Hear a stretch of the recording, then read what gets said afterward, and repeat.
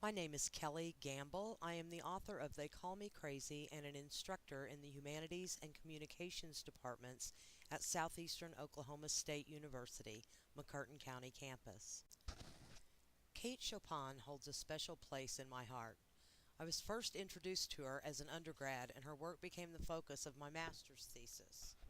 In the late 1800s, she was widowed at the age of 32 and with 6 children turned to writing as a means to support her family. Although she was often criticized for her unorthodox themes of female independence, she is now considered one of the great feminist writers of her time. Story of an Hour is an excellent example of her work and a great story to examine for theme, irony, symbolism, setting, and characterization.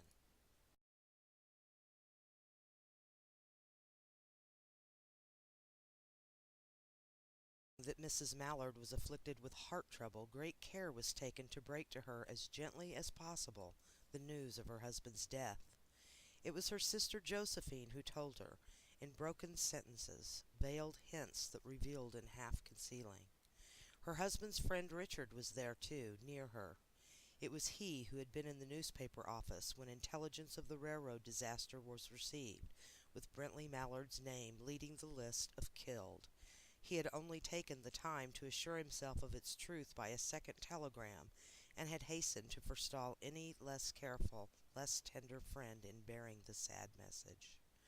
She did not hear the story as many women have heard the same, with a paralyzed inability to accept its significance. She wept at once, with sudden, wild abandonment, in her sister's arms. When the storm of grief had spent itself, she went away to her room alone. She would have no one follow her. There stood, facing the open window, a comfortable, roomy armchair. Into this she sank, pressed down by a physical exhaustion that haunted her body and seemed to reach into her soul. She could see in the open square before her house the tops of trees that were all aquiver with the new spring life. The delicious breath of rain was in the air. In the street below a peddler was crying his wares. The notes of a distant song which someone was singing reached her faintly, and countless sparrows were twittering in the eaves. There were patches of blue sky showing here and there through the clouds that had met and piled one above the other in the west facing her window. She sat with her head thrown back upon the cushion of the chair, quite motionless, except when a sob came up into her throat and shook her, as a child who has cried itself to sleep continues to sob in its dreams. She was young, with a fair, calm face whose lines bespoke repression and even a certain strength. But now there was a dull stare in her eyes, whose gaze was fixed away off yonder on one of those patches of blue sky. It was not a glance of reflection, but rather indicated a suspension of intelligent thought. There was something coming to her, and she was waiting for it, fearfully. What was it? She did not know. It was too subtle and elusive to name. But she felt it, creeping out of the sky, reaching toward her through the sounds, the scents, the color that filled the air. Now her bosom rose and fell tumultuously.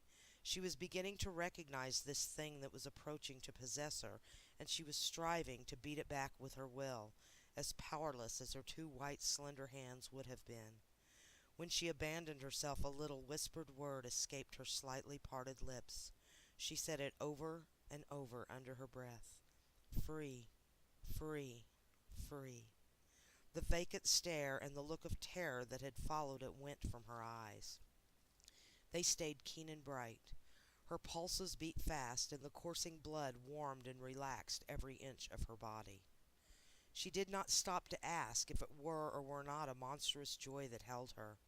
A clear and exalted perception enabled her to dismiss the suggestion as trivial. She knew that she would weep again when she saw the kind, tender hands folded in death, the face that had never looked save with love upon her, fixed and gray and dead. But she saw beyond that bitter moment a long procession of years to come that would belong to her absolutely, and she opened and spread her arms out to them in welcome. There would be no one to live for her during those coming years. She would live for herself. There would be no powerful will bending hers in that blind persistence with which men and women believe they have a right to impose a private will upon a fellow creature. A kind intention or a cruel intention made the act seem no less a crime as she looked upon it that brief moment of illumination. And yet she had loved him, sometimes. Often she had not. What did it matter? What could love, the unsolved mystery, count for in face of this possession of self-assertion which she suddenly recognized as the strongest impulse of her being? Free, body and soul free, she kept whispering. Josephine was kneeling before the closed door with her lips to the keyhole, imploring for admission. "Louise, open the door, I beg, open the door. You will make yourself ill. What are you doing, Louise? For heaven's sake, open the door." "Go away, I am not making myself ill." No, she was drinking in a very elixir of life through that open window.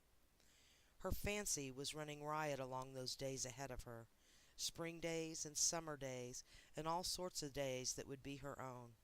She breathed a quick prayer that life might be long. It was only yesterday, she had thought with a shudder, that life might be long. She arose at length and opened the door to her sister's inopportunities. There was a feverish triumph in her eyes, and she carried herself unwittingly like a goddess of victory. She clasped her sister's waist, and together they descended the stairs. Richard stood waiting for them at the bottom. Someone was opening the front door with a latch-key. It was Brently Mallard who entered, a little travel-stained, composedly carrying his grip-stick and umbrella. He had been far from the scene of accident, and did not even know there had been one. He stood amazed at Josephine's piercing cry, at Richard's quick motion to screen him from the view of his wife. But Richard was too late. When the doctors came, they said she had died of heart disease, of joy that kills.